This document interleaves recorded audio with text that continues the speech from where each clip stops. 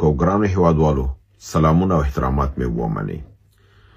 یو ځل بیا ستاسو په خدمت کې یم او د کوزي پښتونخوا د بلوچستان د سیمونه بیا یو ځل د خبرونو سره او د کامیابیګانو سره تاسو ته حاضر یم او په ضمن کې د بعض دوستانو ځینې پوښتنې چې کړې دي هغه ته به هم زه ځواب وایم. لومړی راځم د سیمې د خبرونو په هکله. د ټولو نه مهم خبر یو ځل بیا دا دی چې تیر ځل خو ما چې تاسو خبر درکړ د خیبر پښتونخوا په سیمه کې د علي ډاور دغه ډله چې وه په نامه د جیش عمري هغه د تحریک طالبان پاکستان سره یو ځای شوله او د دې قوت سره دغه شو او په سیمه کې په حساب د نظام په خلاف د دې قوت نور هم زیات شو. په دې کې مونږ ویلې چې څومره پښتانه او بلوچ او دوی په دې دغه کې اتحاد کې یو ځای کېږي دومره حکومت د پاکستان به تضعیفه کېږي او د دې جهاد به د هغې په مقابل کې د ازادۍ دا جنګ چې دی دا به کامیابیږي. نن یو ځل بیا په همدارنګه یو ښه خبر دا دی چې د ولایت د قلات مکران نه زله خزدار کې په نامه د شاهد عمر بلوچ چې ازادي غوښتونکی او د پاکستان د اردو په مقابل کې جنگیده د ټي ټي پی د قیادت نه خپل اطاعت او بیعت اعلان کړی دی او ویلي دی چې د ټي ټي پی امیر مفتی ابو منصور عاصم چې دی یعنی نورولی محسود باندې چې مشهور دی دا زما امیر دی او زه به دې نه بیعت کوم او د دغه لاره کې چې کوم قرباني دوی ورکوي دا به په ځان زه فرض ګڼم او دا خپل وطن د ازادۍ او د پردیو د لاسپوڅو په مقابل کې به جنګېږم چې دا یو بله کامیابي ده لپاره دی چې ما تاسو دا کړي چې دا اتحاد کې اتفاق کې چې ډلې ته خلک راځي یو ځای کېږي دا نور هم پیاوړي کېږي تقویه کېږي او دښمنان چې دی زبون کېږي او ناکامیږي.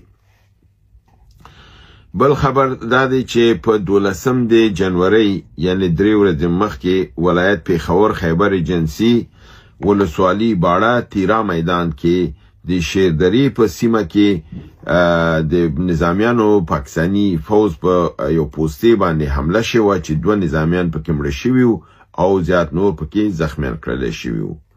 په همدارنګه په همدغه سیمه کې په نن 15 د جنوري په همدغه پیښور خیبر ایجنسی او باړه ولسوالۍ تیرا منډۍ شیردری کې بیا یو ځلې حمله شوې ده او په دې کې یو عسکر وژل شوی دی او بیا دوی ته خسارات اړول شوي دي. یعنی په همدغه یو سیمه کې 3 ورځې مخکې حمله شوې دوی وژلي نن بیا حمله کړې بل پکې وژلی.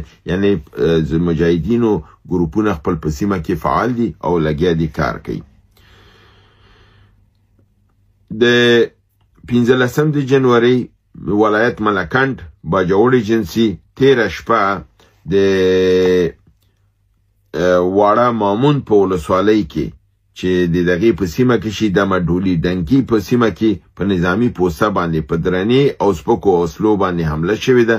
ډېر زیات د فوجیان زخمیان کړي دي او څه پکې هم وژلي دي چې دا کامیابه حمله وه او مجاهدین په محفوظۍ سره خپل دغې ته بیرته ستانه شوي دي. بیا هم په همدغه نن 15 د جنوري د اسماعیل خان کې د سویلي وزیرستان ولسوالي سرویکي کې په نظامی پوسته باندې حمله شوې ده. یو عسکر پکې وژل شوی دی او نور پکې زخمیان کړلی شوي دي.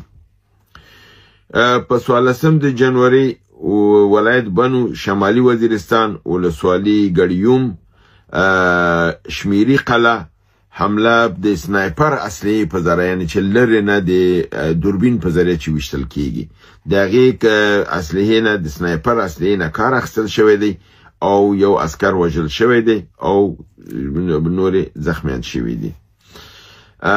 همدارنګې په 15 تاریخ چې د نن ورځ شي په همدغه ساحه کې یعنی د بنو ولایت شمالي وزیرستان ولسوالي ولاډین ژی کې د اردو په موټر باندې حمله شوې ده چې د کې عسکري انتقالول کوم سیمې ته د 2 نظامیان هلاک شوي دي او زیات نورې زخمیان شوي دي او د دوی د موټرونه او ټرک هم له منځه وړل شوي دي. دا و د سیمې نه شپږ راپورونه چې هم د خیبر پښتونخوا او هم د بلوچستان نه او تاسو ګورئ چې د مجاهدینو حرکتونه مخ په کامیابېدو دي او دوی ورځ تر بله مخ په پیاوړېدو دي. انشاءالله اتحاد او اتفاق به هم راځي او دښمن به ناکامیږي او پښتانه به متحد کېږي او یو لوی افغانستان به جوړېږي.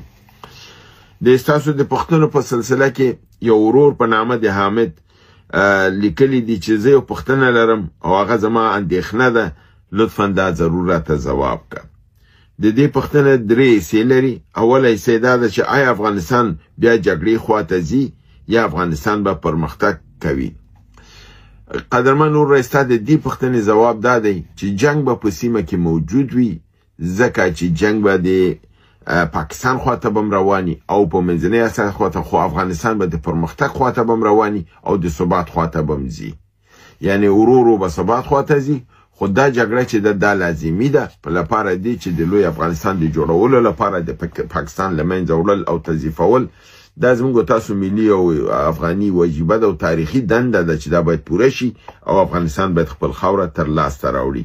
نو په دې لحاظ باندې جګړه به هم وي، مګرم پرمختګ او د امن لپاره کار به هم رواني تر څو یو قوي حکومت په افغانستان کې جوړ شي. او د دې کار عملی دغه تاسو کتل چې د 1980 نه تر دغه دمه پاکستان هم دغه لوبه کوله، هم په افغانستان کې جګړه وه او هم د نړۍ نه پیسې اخیستل، خپل ملک یې جوړاوه، سړکونه بم اتم دی جوړ کړل. نو همدغه سایکل او پروسه به انشاءالله افغانستان تعقیبوي. دویمه پوښتنه دا ده چې طالبان سقوط کوي، داعش راځي که کوم بل ډله راځي؟ قدرمن وروره، طالبان سقوط نه کوي او داعش هیڅکله قدرت ته نشي رسېدلی. داعش د یو نظام د جوړولو او د یو مخصوص خاورې لپاره نه جنګیږي.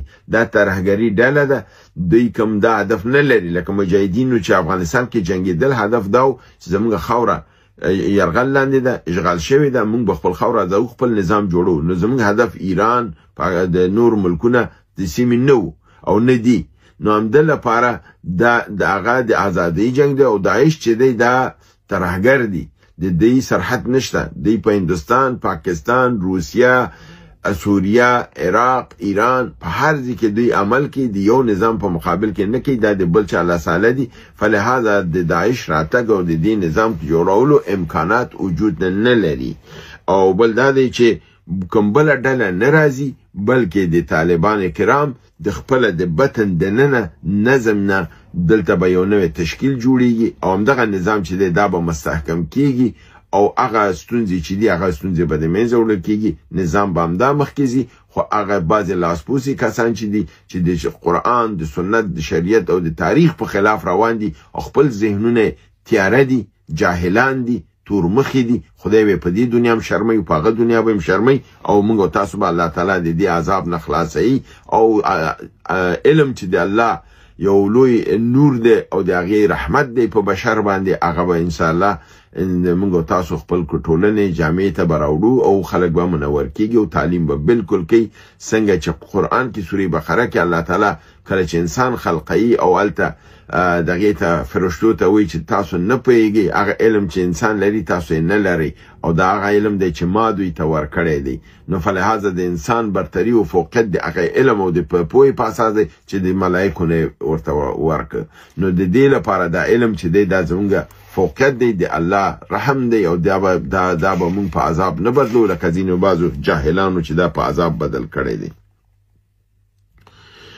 دی ورور یو بله پوښتنه هم کړې ده، خو فکر کوم چې هغه کومنټ یې پوره نه دی راغلی، شلیدلي دي. هلته یې لیکلي که طالبان پاتې شي نو مکتبونه به نور پوښتنه نه ده راغلی. خو ما ته نه دا مطلب واخیسته چې مکتبونه به خوشي شي که به نه شي.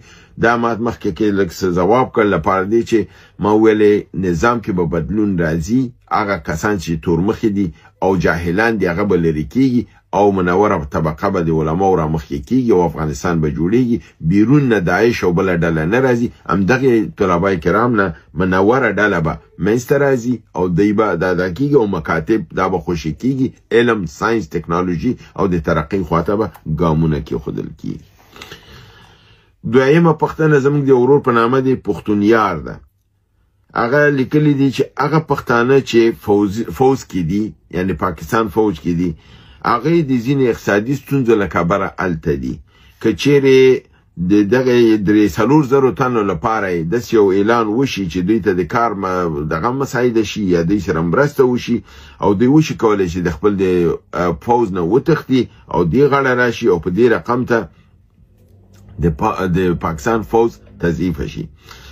قدرمن وروره چون دا چریکی جنگ دی او جهاد دی نو دکه د مجاهدین د اعلان نشي کولای چې موږ به مرسته وکړو. دوی سره دومره پیسې او دا نشي د مرسته وکړي. د دې لپاره د لوی قوتونو پیسو دې ته ضرورت دی. کله افغانستان کې چې دا قضیه دوی وکړله نړۍ په د پاکستان په لاس کمیشنري جوړ کړله، الته پیسې ورکړلې او د افغانستان اردو ته اعلان وکړ چې فوجیان څوک راځي نو موږ دلته ورته خماش او پیسې ورکو.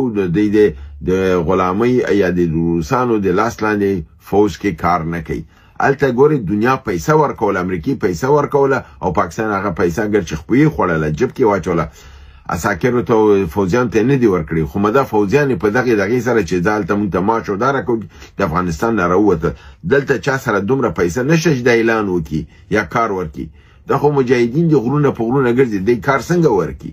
فلازه د پښتنه استاسو مناسبه پښتنه نه ده او غلطه ده او دا خبره عملی کیدونکې نه ده.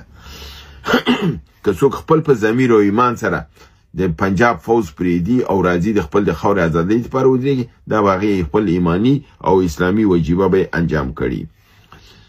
ستاسو اخرنۍ پښتنه د یو ورور په نامه د الهام ساحل کړي ده.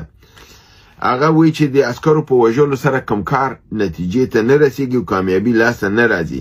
باید قومندانان او جنرالان ووژل شي چې د دې سره د حکومت په دغه باندې تاثیر وکړي او د دې په حساب تضعیف شي، روحیه د منځه ورکړي او مجاهدین کامیاب شي. وروره تاسو معلومه ده چې که یو جنرال د خپل کار نه کوي د فوز په ذریعه کوي، که حکومت دی یو پلان تطبیقی د فوز په ذریعه کوي، د پولیس په ذریعه کوي. فرضاً یو قومندان په نظام نه پیاده کوي، عسکر پیاده کوي، هغه صرف قومنده ورکوي. که ته قومندان ووژنې بل قومندان راځي، اما که ته عسکر ووژنې او عسکر کم کې او دی فوز ته ضربه ورسه دوی سره نور عسکر لاس را نشي نو قومندان هیڅ شیم نشي کوله.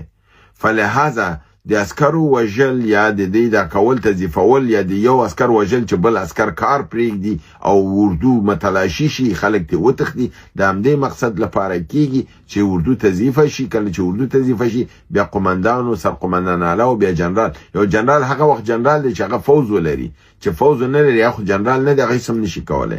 فلهذا دی په دې رقم سره تضعیف کیږي او د بنیادی او اساسي قدم دی.